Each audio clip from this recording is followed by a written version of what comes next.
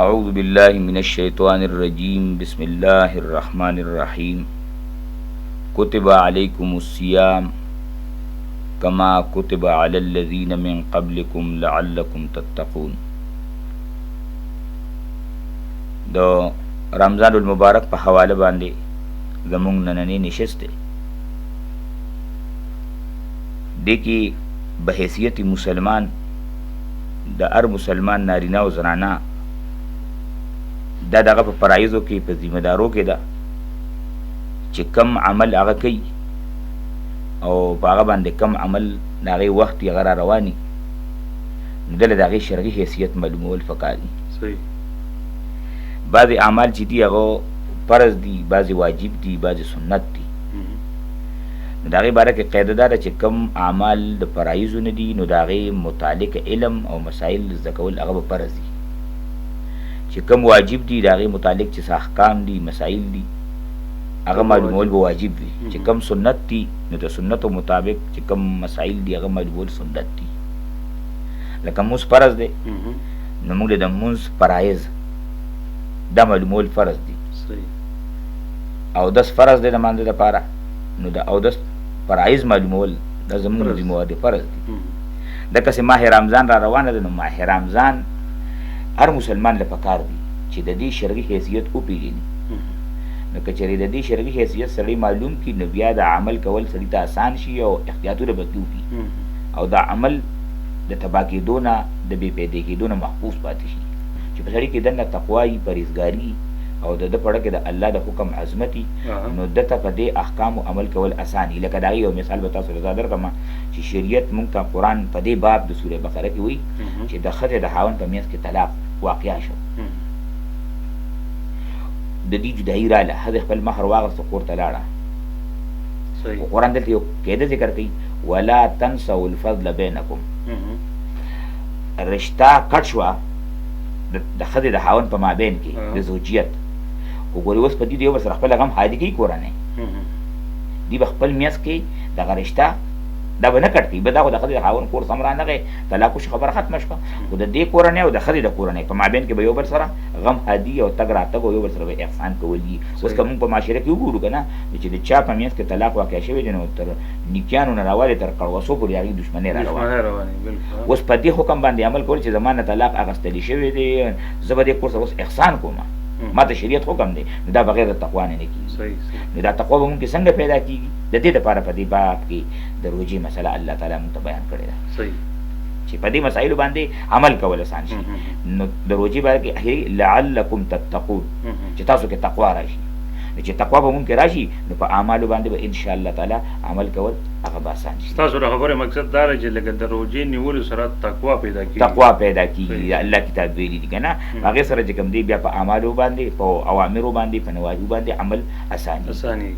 د دې روژې دپاره مونږ پښتو کې خو روژه وایو او په عربۍ کې د دې لپاره دوه نومونه دي او قرآن دواړه راغوستي دي. یو کتب علیکم الصیام، صیام روژو ته ویل کېږي. یو د دې نه لږ مخکې چې راشي دوه درې آیاته نو بیا ورپسې وایي شهر رمضان الذي انزل فیه القرآن، میاشت رمضان هغه ده چې الله تعالی په دې کې قرآن عظیم الشان نازل کړی دی. نو اوس دې ځای کې پښتو کې ورته موږ روژه وایو او قرآن په دوه نومونو سره دا میاشت یاده کړه، صیام او رمضان. اوس دا صیام د دې روژې اصل نوم دی او دا رمضان چې دا صفتي دی. په دې نوم کې د دې روژې هغه حکمت او هغه فایده ذکر شوې ده. نو صیام څه ته وایي؟ صیام دې ته وایي چې بندېدل، امساک د اشیاو نه، که هغه خوراک دی، که هغه څښاک دی او هغې سره نورې خبرې دي انشاءالله هغه زه واضح کوم مخالفات سره. او رمضان دې ته ویل کېږي، د رمضان په پښتو کې معنی ده سوځولو والا. نو دا روژې چې دي دا چې کله انسان په صحیح طریقه باندې ونیسي نو دې سره د ګناهونه سوځي، ختمیږي ورسره. چې دې صحیح طریقې سره روژې نیسي او په دې عبادت کې دې د احکامو لحاظ کوي نو دې سره الله تعالی د ګناهونه ختموي. د فرضیت د روژې باره کې شارح د مشکات لیکلي دي چې دا د هجرت مدینې نه 18 میاشتې وروسته چې کله نبی علیه السلام مدینې منورې ته راغی او 18 میاشتې تېرې شوې نو ماه شعبان چې د رمضان نه مخکې کومه میاشت ده په هغې کې الله تعالی د دې فرضیت راولېږه. په دې کې الله تعالی وفرمایل فمن شهد منکم الشهر فلیصمه، څوک چې په تاسو کې حاضر شو دې میاشت نه هغه د روجي ونیسي فلیصمه هغه د روجي ونیسي. نو په دې کې اول وخت پیژندل دي چې دا روجه به ځنې سمه نو د کم وخت نه کم وخته پورې صحیح ټیک شوله. نو د هغې نه د ټول دې مسله هغه د میاشتې لیدو ده. صحیح اگر چې مونږ میاشت نشو لیدلی ډېره وړۍ او ډېره نازکه وي خو د حدیث مضمون دی چې تاسو به میاشت د روجې چې ده نو دا به د دې میاشتې په لیدو باندې روجه کوئ او د دې میاشتې په لیدو به تاسو اختر کوئ. لکه دا لیدل پکې شرط دی. لیدل پکې شرط دي. مونږ خلکو ټول کومیټو ته خبره پرېښې ده او څوک کوشش نه کوي. ته ویمئ نه ته لاړ شه تا کلي کې دنګ دی لکه مثلا زموږ کلي کې غونډی د هغې سړي وکړي چې خپل وس وکړي چې بهي زه د دې وینئ نه ما خو ما خپل سنت ادا کړو د میاشتې د لیدو کوشش مې وکړو. نو هر مسلمان له پکار چې خپل کوشش وکړي اگر چې دې ویني نشي لیدی لږ ډېر که د دې میاشتې مثال نه دی د لومبنۍ ورځ دی دا ډېر کم کسان دي. د نبي علیه السلام مثال الله پیش کړي که نه چې کله لومبنۍ خبره نبي علیه الصلاة والسلام دنیا ته د توحید بیان کړه نو د ده مثال د هغه میاشتې د لومبۍ شکړي صرف ابوبکر ته یې ولیده حضرت خدیجې به ته الله وښودله بل چا ونه لیدله. ځکه د لومبۍ ورځ د میاشت دا لیدل ډېر ګران کار دی خو لکه به حیثیت مسلمان به د خپله ذمواري ادا کوم. ټیک شوله. ما میاشت ولیده ما ته اطلاع راله باوسق ذرایو سره بس زما نیت ته روجې شو. ټیک شوله. اوس چې روجې ته شپې نه به زه نیت وکړم خو دا نیت چې دی نو دا سر سبا ماسپښین دوپهر پورې د روجې دا نیت دا ته موقع ده چې دې کې مونږ د روجې نیت وکړو چې سبا به زما حقه روجې لکه د شپې نه ستا هېر شو خو تر ماسپښینه پورې تا ته موقع شتې ستا روجه ده ته نیت وکړه چې زما روجه ده انشاءالله حقه حلاله هغې روجه وکړي. شکي روجه بالکل نه کېږي. په 30 شعبان 29 شعبان دا نیت چې د تاسو د لومبنۍ روژې په باره کې وایي که د عامې روژې باره کې دا وایم دا خو لومبنۍ نیت و چې لومبنۍ روژې لپاره نو بیا به دقسې نیت د هرې روژې لپاره کوې. ټیک شو نه. بعض علما پکې دا لیکلي دي چې که چېرې ته په لومبۍ ورځ باندې یو نیت ته ټولې روژې وکړې نو اومو شو. او علما محققین وایي چې تحقیق او خیر دې کوي چې د هرې روژې لپاره ځان نیت وکړو انشاءالله. ټیک شو نو اوله مسله پکې د نیت شوه ځکه چې اوس زما نیت نشته نو رمضان المبارک چې کوم دی الله زما نه قبلي ځکه نیت ته به انما الاعمال بالنیات دا خو د پخوانه دا حدیث مونږ په سکول په کتابونو کې ویلو چې د اعمالو دارومدار په نیت باندې دی. لکه یو سړی راغی او یو کس له پیسې ورکړي چېرې په دې لار څوک تېرېږي دا وله خیراتي ورکړه لږ ساعت پس بل کس راغی او دغه کس هغه پیرېږي دا خیراتي صدقه ده واله. دا کس چې کور ته ورغی نو کور کې مور پلار ته وایي چې مدینې نبوي په دروازه را تېرېدمه پلان کې ناست ما له پیسې راکړې پلار یې پسې راپاتې چې دا خو له ما ورکړې وي تا له درکړې دا خو هله راکړه واپس چې ولې اوس هغه وایي نه اته خو دا پته نه وه چې دا د هغه زوی دی خو ما له یې راکړې د پلار او زوی جګړه نبي علیه السلام له راغله نبي علیه السلام د دواړو خبره واورېدې نو هغه ته وایي چې تا په کم نیت باندې ورکړې وې تا له الله تعالی د هغې اجر درکړو او دله الله پیسې ورکړې دیک ورته نیت ماشاءالله که نیت ډېر قیمتي څیز دی په یو عمل نه دی په یو عمل په دې کې بېشمېره نیتونه کېږي لکه مثلا زکات نن سبا خلک ورکوي نو تی پردي سړي له هم ورکوي خو که ستا د تره زوی غریب دی د ماما زوی غریب دی خور دې غریبه ده او تا هغې له زکات وکړو نو په دې کې ستا دوه پیدې وشوې یو پکې نیت د خپلولۍ د پاللو رشته دار سره د احسان کولو دا پکې جدا پیدا شوه او د زکات ته ورکولو جدا پیدا شوه. ستا کلي عالم دی هغه د دین خدمت کوي او هغه عاجز دی او تا هغې له زکات ورکړو دوه پیدې پکې وشوې یو دا چې هغه زکات ته ادا شو د هغې پیدا میلو شوه بل دې د دین خدمت کوي نو لږ ده ته هغه سکون میلو شي دې سره دا پکې بله پیدا شوه نو چې نیت انشاءالله مونږ د دې اصلاح کوو اولنۍ خبره د نیت ده او دا اکثر زمونږ هېرېږي دا هېرول دي په کار چې کله نیت وشو اوس په مونږ د صبح صادق دا یو بنیادي څیز دی چې دې کې لکه الله دې معافي وکړي زه اوس هم د بعضو کسانو لپاره دا دعا غواړم چې الله تعالی کمې زمونږ په دې باب کې شوي دي نو هغه ته مونږ ته معاف کړه بانګونه به یې وي خلکو بدن باندې اوبه راړولې وي اوبه به یې څکوي بانګ اوس هم داسې چې بانګ راولي نو اوبه څکي به اوبه ورمنډې کړي حالانکې مسله دا ده چې د بانګ نه کم از کم 15 منټه مخکې به ته خوراک د احتیاط لپاره باندې بانګ وخت داخل شوی دی بل دې کې یو مسله غټه دا ده چې دا بانګونو والا ډېر ملګري الله دې په هغې هم رحم وکړي هغې د وخت نه مخکې اذان شروع کړي اوس زه تږی یم ما ته د اوبو ضرورت دی یو مؤذن د وخت نه مخکې اذان وکړو نو زه خو یم چې اوبه بندې شوې که نه دا تقریبا ټوله ورځ ما ته میلاو شو دا د چا د لاسه دا د دې مؤذن شروع شوی نه دی هغه بانګ هغه وخت لا ختم نه دی د فجر وخت لا داخل شوی نه دی د بانګ وي په دې کې ډېرې زنانه داسې چې هغه غریبانان بیماري دي نو هغې کور د دې بانګ په انتظار وي چې څه ټایم بانګ وي چې زه لمونځ وکړم چې سم لمه نو چې کله یو مؤذن اذان د وخت نه مخکې وکړو نو دغلته کې دا کور کې بیا ناسته را بابا ناسته غریبانان کمزوري دي هغې لمونځ وکړو اوس د وخت نه مخکې اذان وکړو هغې مونځ وکړو نو د هغې مونځ نه شو دغه وبال په دې مؤذن باندې راغی نو دې روژه کې خصوصا ډېر احتیاط مؤذنینو له پکار دی چې دی اذان بالکل نقشې ملاویږي فکس په خپل وخت باندې چې کوم دی هغه مونږه اذان دی وکړي او مونږ روژهدار چې یو چې مونږ کم از کم 4-5 منټه مخکې خپل حاجات احتیاطاً چې مونږ پوره کړي ماښام چې کله اذان کېږي نو په دې کې ډېر تاخیر نه دی پکار چې بس اذان وشو نو نقشه خو هر چاته نه موجود ده ځکه دې کې احتیاط لپاره کتل لږ یو منټ نیم لیټ شي چېرې خیر دی داسې نه چې ته دی مؤذن چې ته مخکې اعلان کړي نو خیر دی خو ډېر تاخیر ود دی کې نه دی پکار وروستو ټایم په دې کې فوراً بیا روژه ماتول پکار دی د دې خبرې چې لحاظ وشي دا د نیت او د وخت سره د دې تعلق د دې نه علاوه اوس په دې کې فلیصم ټکي چې دی په دې کې تشریح متعلق د رمضان چې دې نه مونږه نیمګړې معنی مراد اخلو نیمګړې فلیصم خو دې دې روژه ونیسي دې دې روژه ونیسي نو آیا صرف اوبه او خوراک به پرېږدي د فلیصم خو صرف دا معنی ده نو علما را تفسیر په دې باندې لیکي چې دلته کې اوبه خوراکو د خپلې بیبي سره تعلقاتو او تمام نفسي خواهشات ترک کول یوازې د خوړو څکو نه په دې کې د سترګو لیدل شامل دي په دې کې د غوږونو اورېدل شامل دي په دې کې د ژبې ویل شامل دي په دې کې تر دې چې د دماغ او د زړه سوچ او فکر نه دی د دې به هم روژې چې لکه ته په دماغو باندې په زړه باندې داسې خبره زړه کې راولي نه دماغ کې به سوچ نه کوې چې هغه د ګناه طرف ته تا بوځي ستا روژه په هغې باندې خرابېږي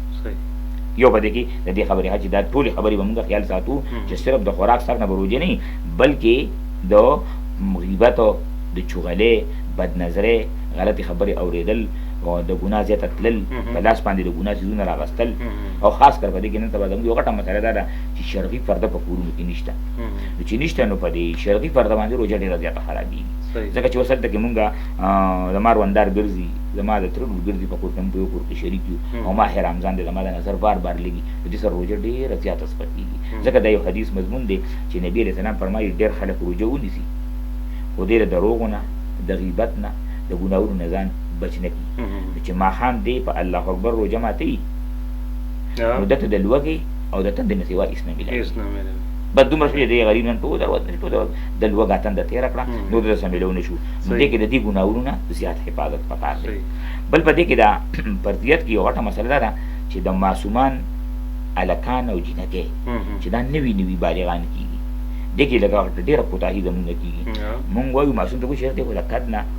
ډېر ټپ ټیپ دی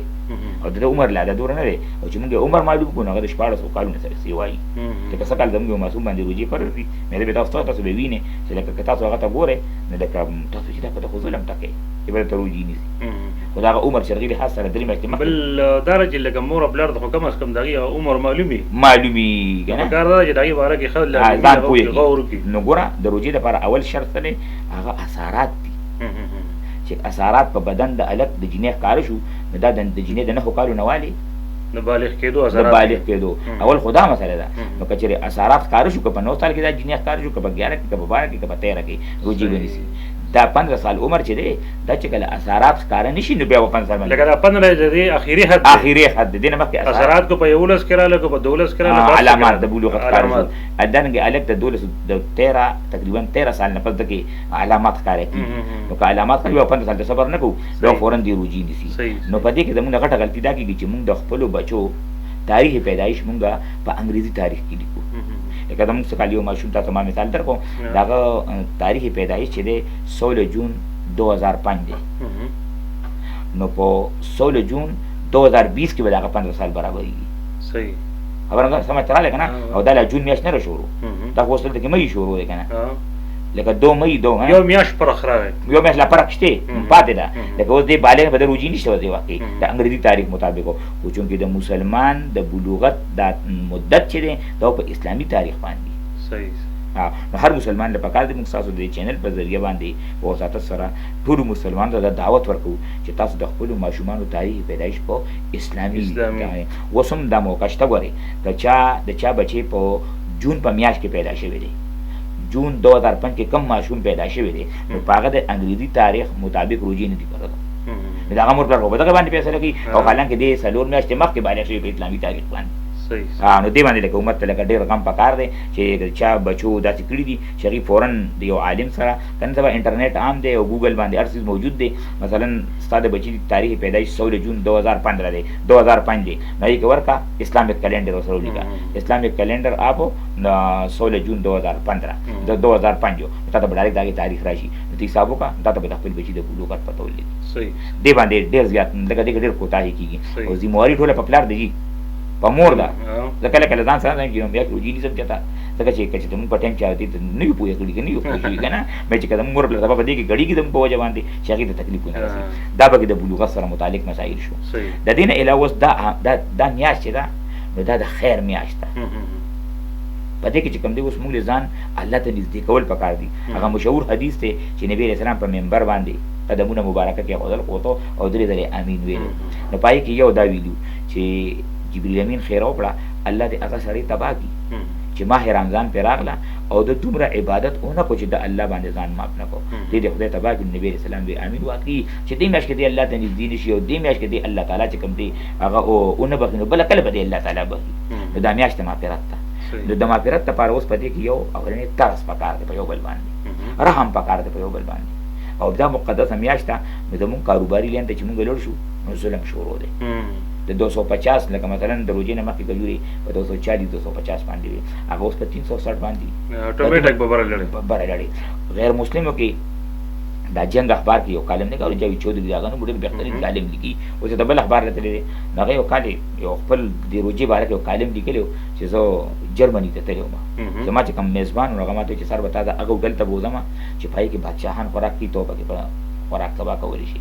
او چې په کم مارکیټ کې بادشاهان شاپینګ کوي هغې کې به موږ شاپینګ کوو زما چې بھائی ما سره دومره پیسې خو نشته زه خو صحابي سړی یم نه وزیر یم نه منستر یم چې کوم پیسې دي چې ولمه ما ته وایي چې نه سبا کرسمس مقدس ورځ ده د یهودو نو د هغې پیش نظر به سبا په اعلی هوټلو کې هر یو څیز په خپل اصل قیمت ملاویږي ډسکاونټ دی ډسکاونټ دی بس اصل چې په یو څیز په تیارې څومره خرچه راغلې ده هغې باندې به ملاویږي او چې شاپینګ لځې نو کم شرټ چې تالې کم وغیره کمیز لې بنین وغیره څه جیلې نو هغه به تا ته په هغه قیمت ملاویږي د کپړې نه چې په کم قیمت راغلي دوکاندار به یو روپۍ نه ګټي د هغې د خپلې مقدسې ورځې لحاظ کوي او موږ مسلمانان الله دې موږ باندې رحم وکړي موږ د خپلې مقدسې میاشت قدر ونه کړو په دې کې ابن بطوطه دا یو ډېر لوی سیاح تېر شوی دی عالم هم تېر شوی دی د یو 27 ساله ټول دنیا یو سفر کړی دی او هغې له د یو نوم ورکړی سفرنامه د ابن بطوطه دا دې لیکلې ده نو په دې کې دې لیکي چې کله زه مصر ته راورسېدم او د مصر نه مونږ وتو نو مونږ ته لار کې چې او چې دغلته کې بانډچیان دي او تاسو مزل په دغه بانډچیانو باندې دی نو دغه بانډچیان چې دي دي شوګې ډاګې کوي نو مونږ د مصر نه بار په یو بارډر دیره شو او د دې یارې نه نه ځو چې یاره دې شوګې مونږ سره خو لکه دغه لږ مونږ ته وسایله ونه دې وارې مونږ بیا مقص کوو چې ته به ځو نو د هغه طرف نه یو بله قافله راله وایي مونږ ته وایي چې ولې ایسار یې وایي مونږ ته چېرې داسې مسله ده وایي چې نه هغه بانډچیان شوګې ډاکې کوي خو سبا نه ماه رمضان شروع کېږي چې کله ماه رمضان شروع شي نو دغه بانډچیان بیا د قافلو والو سره تعاون کوي شوګې پرېږدي نو موږ مسلمانانو له پکار دي چې دې میاشت کې د خور سره د رور سره د تر سره د ماما سره د کاکا سره د ټولې معاشرې سره موږ چې کوم دی د خو خبرو او لکه د خو کارونو د خو کولو جذبه جوړه دې باره کې نور اعمال دي اوس په دې کې یو دو وختونه دي یو د روجمات او یو د پیشمني نبی علیه السلام فرمایي ان للصائم عند فطره دعوة المستجابه د روجمات وخت کې د دې روجهدار دعا الله ته ډېره نږدې ده قبلېږي عبدالله ابن عمر نه دا حدیث روایت دی هغه وایي چې خپل بچي به یې ماښام راجمع کړو د روژه ماتې نه کم از کم 10-15 منټه مخکې دسترخوان به یې وغوړو روژه ماتې به یې کېښوده او ټول به کېناستل نو الله ته به یې لاس پورته کړو او ځان له به یې دعاګانې غوښتې مونږ خلک کوتاهي دا کړو چې موږ بار ټایم ته ګورو چې 10 منټه پاتې شو 8 منټه پاتې شو 2 منټه پاتې شو نو بیا کور ته منډه روان شو نو دا مقدس او بابرکته وخت چې دی د زموږ نه داسې لړ شي نو دې کې زموږ د چینل په وساطت سره ټولو مسلمان ته وایو چې واته نه روجي ووتې خو بیا هم چې کوم دی مونږ ته لږ وخت دی هغه اقبال یو شعر کې وایي که نه وایي دن ابھی باقی ہے اقبال ذرا تیز چلو اوس هم لا وخت شته دی لا وخت دی کنه نو لکه دین ابي باقي نو ژوند لار لاشتي نه غادي تقریبا 20 او 21 روزې پاتې دي تقریبا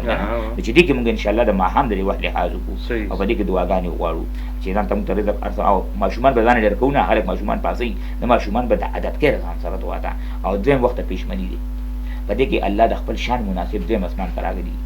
نو د دویم اسمان نه الله تعالی موږ ټول ته په خپل زبان په خپل موږ ته आवाज کوي الا من مستغفر فاغفر له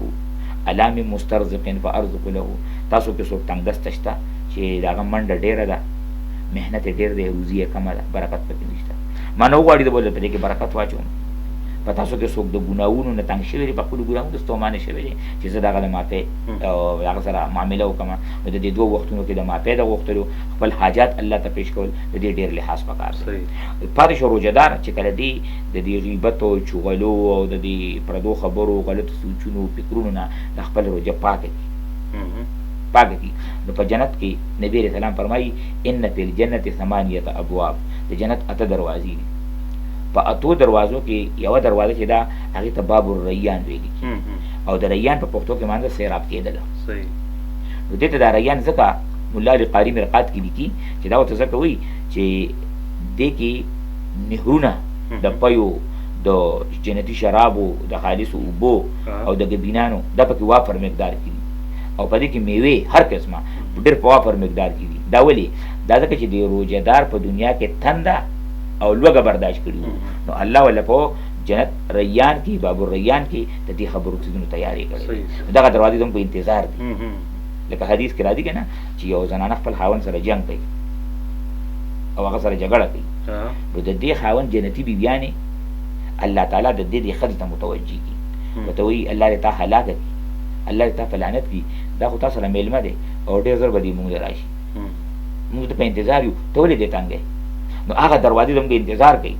هغه نعمتونه زموږ انتظار کوي چې موږ داسې اعمالو کو داسې روجي ونیسو چې دا غي مستحق وګرځو دې ان شاء الله موږ دې لحاظ پکار دی بل دا میاشت ده نو په دې کې د قران تلاوت ډېر زور ورکول پکار دی صلات تراویح هم په سنت طریقه پکار دي او دا ځان له منفرادي تلاوت پکار دی اگر چې دا مطلب دی چې ترې لاس ختم وکا یو ختم وکا او کم از کم په 50 منټ کې یو سپاره وایا 10 منټ کې سپاره وایا له 50 منټ کې سپاره دالګه د قران د آدابونو صریح خلاف دي او الټه د خیر په ځای باندې انسان په ګناه کې گیریږي محبوب نبی فرمایلی دي رب قارئ يقرؤون القرآن والقرآن يلعنه ډېر خلک قران ولي او قران په لعنت وي دا غین یو مراد هغه سړی دی چې د قران وی خو دې د ټکو د جوړه خو ادايګي دا غي لحاظ نه کوي نو موږ یو ختم کوو خو لکه چې کم از کم 50 منټ یو غنټه کې موږ په مزه مزه یو چې پاره چې کم دی ختمو ځکه دا میاشت د قران په خپل وی شهر رمضان الذي انزل فيه القران په دې کې الله قران نازل کړی او بیا د مسند احمد حدیث ته چې صرف قران نه د دې میاشت په شپږم تاریخ باندې الله تعالی تورات نازل کړی په یو لسم یا دولسم باندې الله تعالی زبور نازل کړی دی په ولسم باندې الله انجیل نازل کړی دی او په سری رښتم باندې الله تعالی قران پاک نازل کړی دی او په دې کې بیا ليله القدر دی ليله القدر دا هغه شپه ده چې د دې شپې عظمت الله داسې ذکر کوي ليله القدر خير من الف شهر د ماه رمضان کې د ليله القدر چې کوم شپه ده که چاته په دې کې توفیق د عبادت ملو شو نو لکه داسې شوا چې د زرو میاشتو عبادت وکړو د ترغه ثواب ملو شو د شپې ته دا مقام ولې ملو شو په دې شپه کې د قران پاک الله تعالی د لوح محفوظ نه په دې لومبني اسمان کې یو کور دی هغه ته بیت المعمور وایي دویم نوم بیت العزت دی نو دا د ملائکو په یو ډېر غټ لشکر کې الله تعالی دا قران پاک دی اولنی اسمان کې بیت المعمور ته راولېږي ځکه په رمضان کې د قران دوه ځله نزول شوی دی دا دوه ځله چې دا مطلب دی چې یو دا غونډ د لوح محفوظ نه بیت المعمور ته راغلی دی بیت المعمور کوم ځای دی دا د آسماني مخلوق قبله ده لکه څنګه چې زموږ د بیت الله قبله ده او دا بالکل د بیت الله د پاسه دی صحیح علما لیکي چې دا بیت المعمور په قطر وردی کنه دا بر بیت الله د پاسه راځي نو دې ته دا قران راغی او دا غي نه پس چې کوم دی بیا په 24 رمضان باندې لګ لګ نازلې دل شو لګ لګ راغی په دې رمضان کې الله تعالی دوه ملائک راځي او هغه ملائک د نور ورځو کې نه راځي صرف په دې رمضان کې راځي نو هغه دوه خبرې دي چې کم سړی د ګناه طرف ته دی نو ته یا باغی الشر اخر د ګناه او د شر لټول کیه دا میاشت مقدسه میاشت ده او دا د ګناهونو نه ده مزه ګناهونو طرف ته مزه هر ګناهګار له आवाज ورکوي چې ګناه طرف ته مزه او بل ملک आवाज کوي یا باغی الخير د نیکۍ لټول کیه اقبل نورم تلوار وکړه، نورم ځان مخکې کا، الله ته نږدې شه. حدیث مبارک کې راځي شفاعت د رسول الله صلی الله علیه وسلم دا حق دی او زموږ دا عقیده ده. شفاعت د علماء کرامو حق دی، دا زموږ عقیده ده، د ربانیینو علماو، د باعمل شهداو، نیک عمل شهداو، باعمل حافظانو. دارنګې دوه شفارسیان به نوري کوو د الله په دربار کې، یو روژه او یو قرآن. نو روژه به د الله په دربار کې وي، ای الله منعته ما منع کړیو دی روژهدار لره فی الیوم پر ورځ کې من الطعام والشهوات، د خوراک او د شهوت نفسي خواهشات پوره کولونه. نو فشفعنی فیه، د ده باره کې زما شفاعت قبول ده. بیا به قرآن وایي منعته فی اللیل من النوم، دی ما د شپې د خوب نه منع کړی، د قرآن تلاوت پې کوم، ما ته به ناستو او زه به یې لوستمه. فشفعنی فیه، نو زما شفاعت د ده باره کې قبول کړه. نو حدیث کې بیا نبي علیه السلام موږ خبر راوړه نه چې د دې شفاعت الله قبول کړي. د روژهدار دپاره دا ډېر لوی مقام دی، دا ډېره لویه مرتبه ده چې انشاءالله تعالی موږ تاسو په دې طریقې سره دا روژه تېره کړو او په دې کې موږ یو بل لحاظ وکړو چې صدقه اعمال لکه څنګه چې فرایض پکې پاویا چنده وي قبلېږي که نه، دارنګې صدقې پکې هم پاویا چنده قبلېږي. نو خپلې خور سره رور ترو وغیره د خپل وس مناسب د یو ټایم روژه ماتې موږ والو او هغې ګه راولېږو. نو په دې کې انشاءالله ډېر زیات خیر دی. بل هر ماښام الله تعالی 10 لاک جهنمیان معاف کوي چې اذان کېږي که نه، نو د 10 لاکو جهنمیانو الله د معافرت فیصله رالیږي. نو چې الله تعالی روزانه 10 ټکه معاف کوي، نو ماله پکار دي چې زه یو مسلمان یو خو معاف کم که نه د الله تعالی لپاره، دوه خو معاف کم، درې خو معاف کمه. نو په دې روژه کې کم از کم لکه د یو بل سره د خفقانونه او تعلقات کټ کول دا موږ ختم کړو، رشتې برقرار وساتو. نو انشاءالله چې دې کې به ډېر زیات خیر وي او په دې کې چې دا روژې ونیولې شي نو بیا پاتې د اختر وزیري نو به انشاءالله چې د هغې لپاره یا بیا دویم نشست وکړو یا داسې کار وکړو چې لکه د وخت نظر د ستاسو د چینل په ذریعه باندې ډېرونو ته دا پیغام ورکړمه چې اخري رمضان چې دی، اخري روژه چې ده، په هغه ورځ باندې دي د اختر د مانځه نه مخکې کم کم عمل کول پکار دي چې هغه دي چې کوم دی لکه بیا د خپلو علماو نه زده کړي چې هغه کم غسل دی، کپړې دي وغیره که نه، مسواک کول دي، عیدګاه ته په یو لاره تلل دي، په بله لاره راتلل دي. هغې لپاره به انشاءالله داسې وکړو چې سپیشل پروګرام به ولو صحیح شي انشاءالله. تقریبا 15 ورځې یا د شل ورځې پکې په منځ کې شته، په منځ کې شته بالکل. هغې لپاره بل اخرې تپوس دا کوم چې څنګه د روژې فضایل تاسو بیان کړو، د جنت دروازې یو څه بل څه تاسو ټول فضیلتونه بیان کړو. کم زمونږ بعضې وروڼه داسې دي چې الله دې پرې ټول باندې رحم وکړي چې روژې خوري جی، نو د دغې باره کې چې کوم دی نو د دې به دا خو ډېر د افسوس مقام دی لکه روژه خوړل او دا خو لکه بالکل په کس سره چې په کس سره چې وخوري د ده باره کې خو دا دي که نه چې دې تر مرګه پورې بیا روژې ونیسي نو د دې روژې دا قضا نشي راګرځولی. دا دومره لویه ګناه ده، دا دومره لویه ګناه چې تر مرګه پورې دې بیا روژې ونیسي که نه نو دې دا روژې نشي ادا کولی. نو کوشش پکار دی چې سړی ورته ښه عزم وکړي او عزم ته انشاءالله هېڅ ګران نشته. صحیح. بل یو تپوس دا کوم زمونږ په علم کې راغلی دي چې یو ځای کې داسې ده چې پرې 24 تاریخ زمونږ لومړنۍ روژه وه پرې ټول خیبر پښتونخوا جی جی جی نو په هغې کې یو محله داسې ده یا څه کورونه داسې دي چې په هغې کې هغې وایي چې یاره مونږ پرې تراویح نه دي کړي، نو دا سبانۍ روژه لکه باقاعده د هغې کوجه وه. نو دغې باره کې تاسو څه وایئ؟ او جی دا بالکل غلطي شوې ده. دا تراویح چې اوس په هغې څه کوي لکه د دې لپاره؟ دا خو اوس لکه د دې ټول بوج نه دی، دا په هغه روحاني پیشوا دی چې دې دا خبره چا کړې ده، چې چا کړې ده. صحیح. مخکې ورځو کې موږ یو مسله داسې راغله د نږدې زموږ د روستم کې چې یوه ښځه د هغې خاوند مړ شو، 2 میاشتې پس د هغې جومات امام د هغې ښځې نکاح د هغه د ورور سره وکړو، عدت لا پوره شوې نه وه، 4 میاشتې نو په هغې کې بیا هغې ما له فیصله راوړه، ما په مشرانو مفتیانو سره چې کوم دی خبره وکړه، هغې ویل خو دا عالم خو نه دی، دا خو جاهلو دا لاس وکړو چې دې له دې مسلې نه خبر چې ته په عدت کې دنده څنګه نکاح کوو. ما ته هغه وي نکاح شوې نه دی، نو ما د کم دی نه کوم څه ماته وی شوې نه دی. نو چې اوس یو روژه چې کوم دی لکه یو آیا سره دومره پوهه نه دومره علم نه چې لکه تراویح تا ونه کړې نو آیا روژه نه کېږي؟ نو بیا خو په جرنګان کې بله هلک تراویح نه کوي، روژې نیسي، نو روژه به بیا نه کېږي. نه دا شرط نه دی ولا تراویح ځان له عمل دی او روژه ځان له عمل دی. روژه فرض ده او تراویح خو سنت یا نفل عمل دی، که دې وکړې نو ثواب پرې ډېر دی، که پاتې شوې نو ته به ګناهګارېږې نه. دا عمل چې هر چا کړی دی که نه فوراً زموږ رایه مشوره ورته دا ده، اگر چې بیا خیر دی که موږ مفتیانو سره مشوره وکړو خو خلک ګناهګار نه دی، خلکو باندې دې ګناه دغه نشته چې هغې ته به چا ویلي نو ذمهواري هغه ده، خو دا خلک به ولګي دوی به د دې اختر پسې فوراً چې څنګه اختر اوبه وڅښو انشاءالله لومبۍ دویمه نه درېیمې څلورمې نه پس به دې فوراً د دې قضا راوړي. دا یو روژه به قضا راوړي. دې کې خلک ته تپوس هم وکړو، دې کې بیماران دي هغه بیماران روجي اخوري. دا بیماران په دوه قسم دي. یو بیماران داسې دي چې لکه هغې ډېر بیمار دي، یو مستقل بیمار دی. دی هغه کب چې د هغې د میاشتې نن ته مونږ حساب کتاب کړی 85 روپۍ تقریبا راځي سرسایه نه د دې روجې کنه روجې کفاره چې موږ د روجې ورکوو چې یو روجه د اخرم او د شهیپانی یم او زه کمزور یم که زه روجې نیسم زه خرابېږم نور خرابېږم نو د هغې لپاره تقریبا نننی ریټ ما چې معلوم کړی و 1700 باندې تقریبا غنم ما تپوس کړی نو 85 روپۍ د یوې روجې راځي نو چې څوک روجه خوري نو هر ماښام به 85 روپۍ یو غریب له ورکوي. ټیک شوله. اوس یو سړی دی او هغه 85 روپۍ ورکړي خو اختر پسې الله هغه له صحت ورکړو او د روجې ونیولې نو دا نورون اعلی نور شو. دا نه چې ګندې په دې پیسو باندې خلاص شو، دا خو د یو عذر او دی بیمارو او دی الله ټیک کو دی روجي ونیسي. بل هغه چې مستقل بیمار دی هغه نه ټیک کېږي، هغه پیسې خبره ختمه شوه. پیسې ورکول سره اوس داسې کس دی چې لکه مثلا هغه لکه زه ته یو زه بیمار شوم د روجې مې وخوړې، ته بیمار شوې د روجې مې وخوړې، مونږ بیا کله نیسو نو مونږ یو غلطي کوو، مونږ به دا روجې بیا جمعې ته ایسارو او حالانکې تاخیر په دې کې دا ګناه ده. د مرګ پته لګي نه چې آیا جمعې ته زه رسم که جمعې ته زه نه رسم، نه چې کله زه د اختر وبوس کړم اختر تېر شي زه به فورا دغه 2 یا 3 روجې چې ما نه تللی دي دا به د قضا فورا راوړم. په دې کې تاخیر کول نقصاني دي. ها ډېر خلک دغه مسله خو لکه مطلب د زنانو د بیمارۍ باره کې هم ده که نه؟ بالکل دی چې کوم بیا روجې د هغې راوړي چې کله بیماران شي نو په دې باندې بیا روجې نشته. دې لپاره دې دا دوايانې زما مقصد بل دی لکه چې څنګه دا روجې وځي او اختر تېر شي لکه دې له د روجې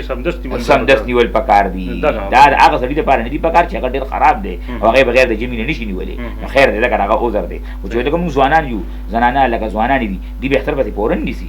دوره تاخیر پکې نه دی پکار. د دې لحاظ پکار دی. بل پکې دام پکار دي چې داسې لکه څنګه چې تاسو را خبره وکړه دغسې خبره ده ما په علم کې راغلې زموږ په دې علاقه کې د 2015 کې غالبا یا 16 کې په دې خو شاکلو کې غم وشو 2 بجې غم وشو او علاقه داسې وه چې کاڼي قبر پکې نه کنستري کېږي. ګرمي وه جون جولای هغه روجې وې نو په هغې کې هغه مسلمانانو ورته روجه ماته کړه قبر ته. نو لکه شیخ ته دا اجازت نه درکوي چې ته قبر ته روجه ماته کړه. د دې وجې نه مسله دا ده چې لکه دا قبر د یو محلي ذمواري نه ده، دا ټولو مسلمانانو ذمواري ده. ما دلته کې بیا مسله وکړه چې که چېرې فرض کړې دې قبر له دا خوشه ټولې محلې راغلې وې نو چې یو بېلچې والې وې قبر به تیار شوی نو دا روجه لکه یو دغه لپاره ماتول دا په شریعت کې نشته. انشاءالله چې موږ تاسو لکه ټول امت ته یو دعاګانې موږ چې الله تعالی امت له د دې روجو په صحیح طریقو سره د نیولو توفیق نصیب کړي. څه کمې کوتاهي کېږي هغې فورا معافي غواړي الله نه. خو خاص کر د سترګو ګناه پکې ډېره خطرناکه ده، د غیبت ګناه پکې ډېره خطرناکه ده، د ژبې ګناه پکې ډېره خطرناکه ده. هسې د غیبت ګناه دومره ده چې الله تعالی فرمایي ایحب احدکم ان یاکل لحم اخیه میتا فکرهتموه. تاسو د مړ ورور غوښې خوړل خورئ دا تاسو بد ګڼئ. د مسلمان غیبت ته دین هم ډېر زیات سخت دی چې انشاءالله موږ تاسو روژه کې د دې خبرونو ډېر لحاظ وکړو. او اخري خبره پکې بل دا ذهن کې واچو چې نبي علیه صلات وسلام فرمایي یو صحابي وله راغلي د کامیابۍ لاره راته وښیه نو ورته وایي چې کله ته اوزګار یې او څه کار دې نه وي نو بار اجرو بېټکونو لاړو کې مګر ده کور کې د خپلو بچو سره یې او خپل ګناهونه یادوه او الله ته جاړه. نو په رمضان کې خو لکه د دې ډېر لحاظ پکار دی. د روزانه هر سهار د کټې ګوتې نه والې د سره تر ویښتو پورې دا ټول وجود د ژبې ته لاس داسې کړي د ژبې په مونږ باندې ترس وکړه. ان اعوججته اعوججنا که چېرې ته کږه چلېږي نو مونږ د پسې هم کاږه در روان یو او که ته سمه چلېږي د مونږ د پسې هم چې کوم دی سم در روان یو. نو په دې رمضان کې ورته څو ځله درخواست کړي یو خوا راباندې اوبه بندې دي، بل خوا راباندې خوراک بند دی او بل خوا راباندې ژبې ته ظلم کوې غیبت نه جارو دي غوږونو ته راباندې ظلم کوې. نو دې کې چې کوم دی ډېر احتیاط پکار دی. الله دې موږ تاسو له په دې باندې علم عمل په اخلاص سره نصیب کړي. ډېره مننه جی. دا ویډیو داسې قسم له ویډیو چې کوم دی هغې لپاره تاسو زموږ یوټیوب چینل اسلامک ورلډ امدنک هغه سبسکرایب کړئ. انشاءالله داسې مسایلو والا ویډیوز به تاسو ته په هغې کې نور هم میلاویږي. والسلام.